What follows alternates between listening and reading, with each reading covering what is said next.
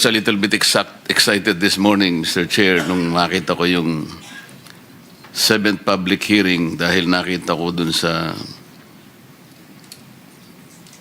witnesses and resource persons. Yung new invitees is Congressman Ferdinand Martin Romualdez Sr. Only to be disappointed na hindi ko po siya nakita ngayon. And I also note, Mr. Chair, na ginamit po niyong basis, yung sulat po sa inyo ni Speaker Faustino Bojidi. Mr. Chair, hindi ko po masyadong makuha ang ibig sabihin ni Speaker Boji ng ito ang ginamit nila na para hindi padaluhin ang mga miyembro ng House of Representatives, subjecting them to a simultaneous legislative inquiry on the identical subject could potentially prejudice the findings of the ICI. Pasensya na po, Mr. Chair, pero hindi ko po talaga maintindihan yun. How can the findings of the ICI be prejudiced by their presence here? As a matter of fact, kahit na identical pa ito, ang atin pong mandate is in aid of legislation, and the ICI, I don't know what is their mandate. So, hindi po siya siguro justification.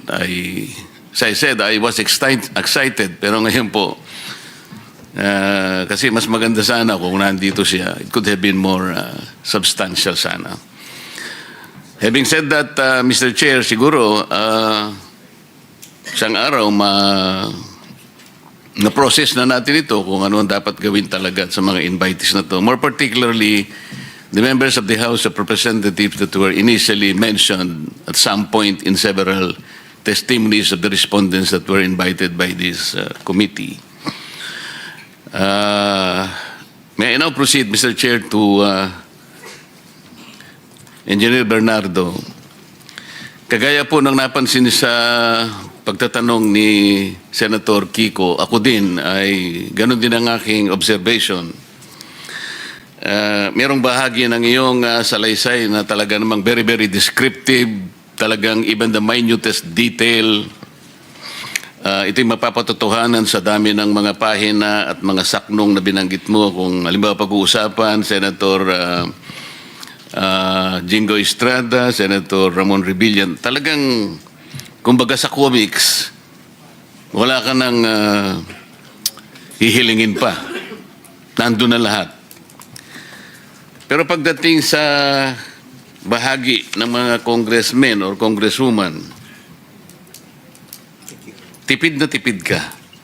Halimbawa, yung Congressman Saldico, wala ka man lang sinabi tungkol sa magkano ang hiningi, ilang projects ang napunta rito, ilang porsyento. Kung paano mo dinescribe yung mga naunang senador na binanggit mo,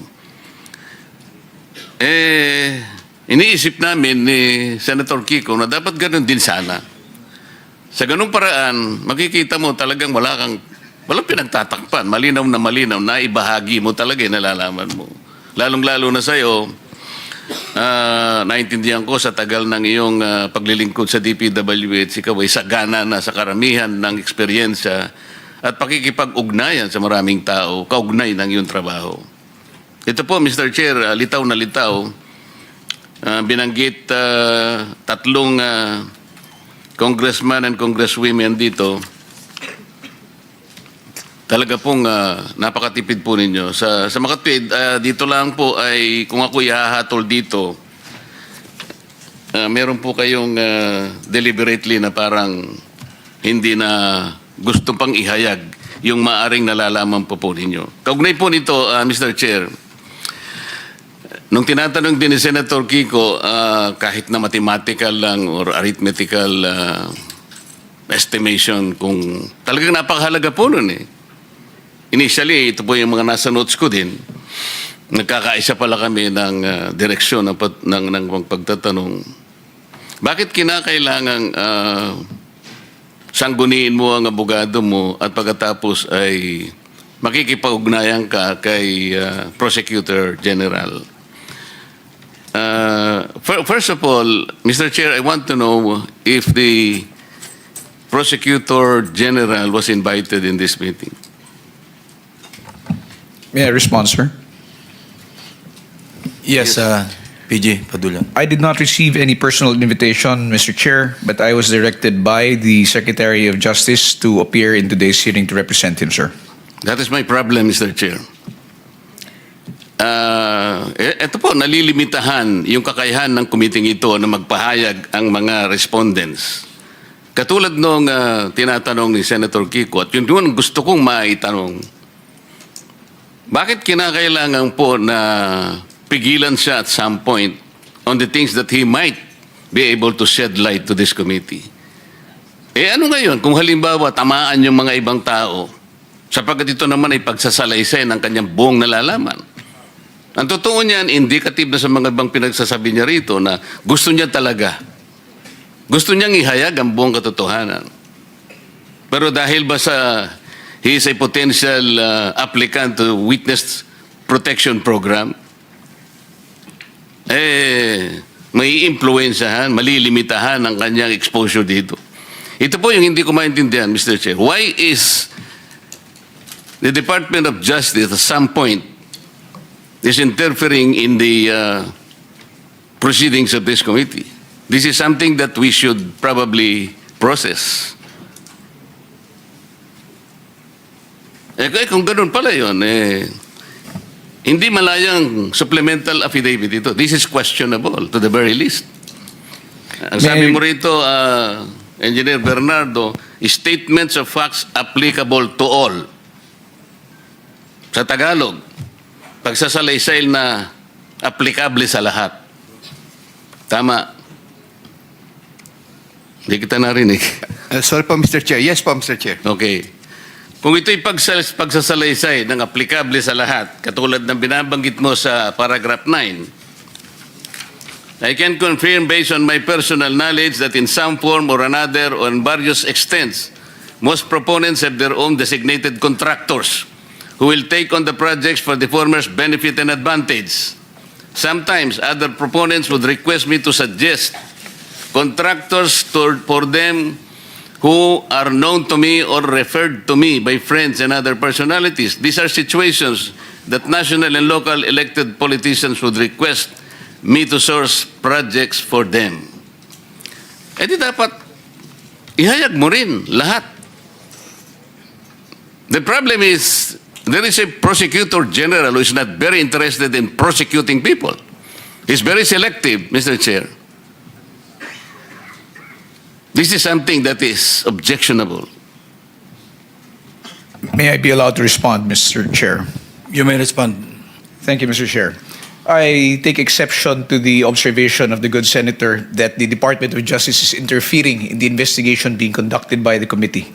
In fact, Mr. Chair, whatever limitations there are to the testimonies of this witness who is present here is not something which is being dictated by the Department of Justice, but by law that is covered by Republic Act 6981, particularly Section 7 thereof. It is not our intention to restrict his testimony, as in fact, For he our said- education, kindly tell us what Section 7 is about. Yes, Mr. Chair. Section 7 of RA 6981 clearly states confidentiality of proceedings. All proceedings involving application for admission into the program and the action taken thereon shall be confidential in nature. No information or documents or given or submitted in support thereof shall be released except upon written order of the department and of the proper court.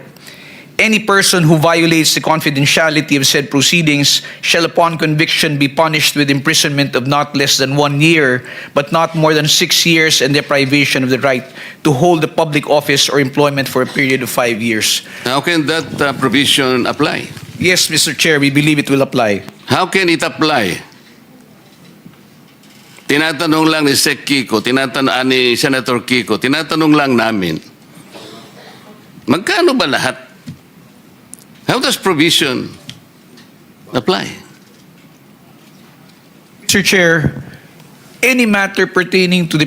No. I'm not talking about any matter. Senator Kiko and myself is only trying to extrapolate gaano ba kalawak, the magnitude of this whole thing, para magkaroon lang kami ng mental picture about this. To explain that, Mr. Chair, if I How may be can allowed. that provision apply? Why would you limit the witness from telling at least an idea of how much it is? Mr. Chair, in the earlier proceedings, the question asked by Senator Pangilinan was already addressed by this representation when we said that the witness may openly give a mathematical computation of what is based in the affidavit. There was no restriction given by the Department of Justice. I think that is on record, Mr. Chair. Okay, why are you intervening? Of the provisions of the law on confidentiality, sir, that is why it was referred to us. It was referred to us by the witness because he has The a matter of memorandum of giving us an agreement. estimate is a confidential matter? No, precisely, Mr. Chair. That is the reason why we had already acceded to the request of Senator Pangilinan. Mr. Chair, With the permission of Senator Marcoleta. Just a point of information for our colleagues. Yes, actually, I precisely pointed out that it's already a public document that was submitted to us, and all that Mr. Bernardo would do is to make a mathematical computation of, or an estimate, diba? A ballpark figure of the amounts that may have been, total amounts that may have been involved, based solely, no, and within the confines of the affidavit, and therefore I was satisfied. But yes, and the DOJ said they will submit. They have allowed, or they will be submitting, or they have agreed that Mr. Bernardo, their witness, will be submitting and address my request. may I continue, Mr. Chair? Mr. Chair, I'm surprised that an applicant to be processed under the WPP has the effect of limiting his testimony before this committee. This is a different matter altogether. Mr. Bernardo is being presented here. I think he was invited to shed light to the matters investigated in this committee. Whatever his use as a potential state witness, that is for the Department of the Justice to decide. Hindi dapat mag-conflict itong dalawang ito eh. Iyon lamang ang point doon, Mr. Chair. Parang ang nangyayari with the presence of the Prosecutor General here, parang nalilimita yung gusto naming malaman dito. Lahat ng itatanong namin, kinakailangan i-refer sa kanya. O parang ikaw ang director dito, hindi yung chairman. Ito yung parang inconsistent na nakikita ko. Let me continue, Mr. Chair. Engineer Bernardo, hindi lamang ikaw, kundi kahit na si Engineer Alcantara or even Bryce Hernandez and others, palaging binabanggit ang pangalan ni Saldico. Pati yung halaga ng pera, pati mga litrato ng pera na ito ibibigay kay Saldico, ito yung para kay Saldico. And for that matter, even the last witness presented before we adjourned, Orly Gutesa, connected also Saldico. Talagang maraming nagsasabi na talagay siya yung nasa center nito. And Gutesa did more. He connected the dots between Saldico and Martin Romualdez. Ang kinalulungkot ko dito, Engineer Bernardo, napakatipid nung pagkakalahad mo ng salaysay tungkol kay Saldico. Samantalang kay Engineer Alcantara, magkano na yun? 5 billion ang projects. At tinanong ka pa nga ni Engineer Bernardo, mahusay bang kausap si Engineer Alcantara? Mahusay naman po. Ang sabi ng chairman, tinanong ka, ano ibig sabihin ng mahusay kang kausap? Madali ka at saka honest kang mag-deliver ng, yun, di ba ganun? Yes, Your Honor po. Ayun nga po, bakit sa ganung exposure ni Saldico sa lahat ng transaction na pinag-uusapan natin dito, bakit wala ka man lang ng pension na konting detalye, Engineer Bernardo? Mr. Chair, binanggit ko na po nung umpisa na wala po akong personal knowledge sa transaksyon nila. Sa totoo lamang po, sila po ang kausap ni Zaldico. Hindi po ako tungkol sa proyekto. Wala po kaming pinag-usapan ni Zaldico except for some projects po na pinapalo up lang nila for implementation. Pero yung ang sasabihin niyo po ay tungkol po sa mga porsyento or whatever, sila po ang nag-uusap dun. Hindi po ako, Mr. Chair. Nagre-report naman sa iyo si Engineer Alcantara, hindi ba? Nabanggit po niya, minsan nagde-deliver siya, ganun, pero hindi po yung detalyado. I even don't know the projects that were being downloaded to by Zaldico. We'll give you additional 2 minutes, Senator Marcoleta, because your time is up. But you Wala na ba? we'll give you additional 2 minutes. Go ahead to pursue your point. Salamat, Mr. Chair. Okay lang.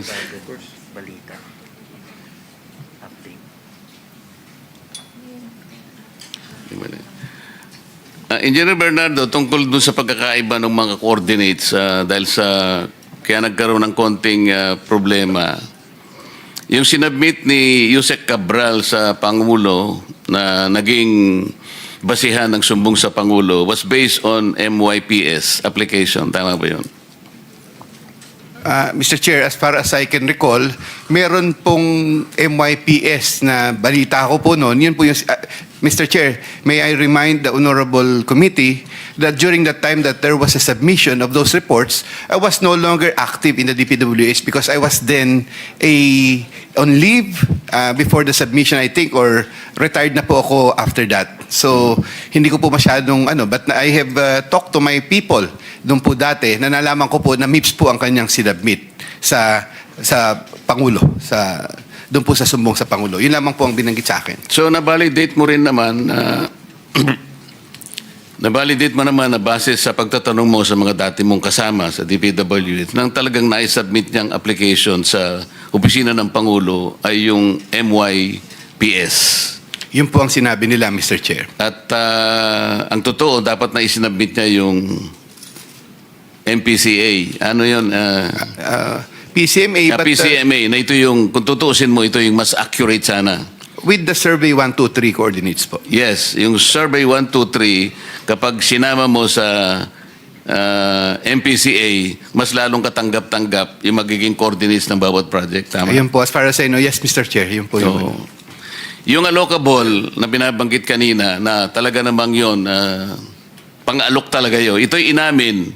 Alam ito ni General Alcantara, nung tinatanong ko si former Secretary Bunuan, katabi pa niya si Yusek Cabral, inamin nila yung allocable ay inaalok talaga sa mga congressmen kasi doon nagsisimula yung deliberation.